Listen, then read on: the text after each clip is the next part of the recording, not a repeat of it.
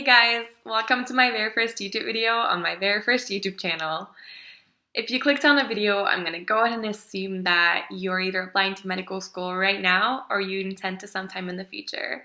Or you may be just simply bored and looking to watch a random video. But whatever the case may be for you, I'm very happy you're here.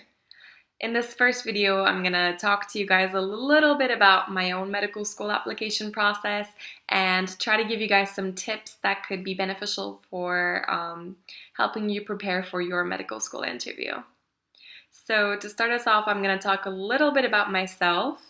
My name is Alim. I was born in Turkey. I moved to the States when I was 13 with my mom. And for college, I went to University of Florida.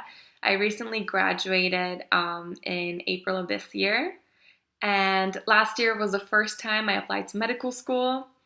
Unfortunately, I didn't get any interviews that year, but what seemed to be a very disappointing chain of events ended up working out perfectly for me because I got a chance to have an entire gap year that I used to do some of the things that I really wanted to do in college but never had time to do. So I started working in a research lab and eventually having my own research project there. I also started working at Shands, which is a hospital here in Gainesville, Florida. I met many more patients, got to interact with more physicians through shadowing. I also did some volunteering at a homeless clinic, and the rest of the time that I had, I just spent it to hang out with my friends who will soon be moving to different states to start their careers or do master's programs and continue school. And I also did some of my hobbies like dancing and running and all of that. So don't fret if you don't get positive results immediately, because this is a long journey. It's frustrating, it's difficult, but whatever may seem very disappointing at the time, I promise you will end up being better for you in some shape or form for the future. So in my case, the gap year ended up being very beneficial for me, and it helped me grow as an applicant and as a human in general.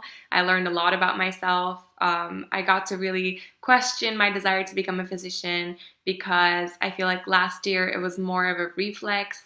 It was automatic. I didn't have to think about it. It was just one of the many steps that medical students do. You know, shadow, volunteer, take the MCAT, apply to medical school. It's such a long list that we don't get to really question what we're doing and why we're doing it at every step. So this was kind of like a pause for me this entire year. I thought about what being a physician means to me a lot, and I decided to apply again the next year.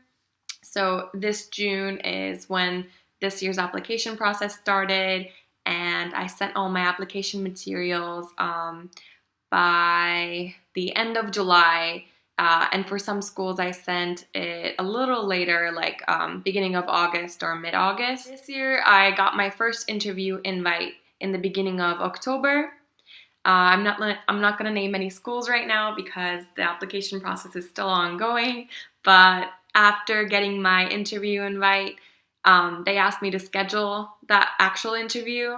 And looking at the calendar of interview slots, I picked the one that was the soonest. So that was 2 weeks after I received the invite. And this is my first official tip to you guys. Schedule your interview as soon as you can and pick the closest date to you, because it's a rolling admissions process, first come, first serve, and the sooner they meet you, the sooner that they can actually decide if they want to admit you to their school. And this way you can also feel relief, hopefully, early in the cycle if their decision is to admit you. So unfortunately, my first tip comes with a downfall, which is that if you pick the closest date and you're traveling out of state and specifically flying, it may be really expensive to purchase plane tickets. This is exactly what happened in my case. I was traveling out of state, and when I went on to purchase plane tickets, they were like $600.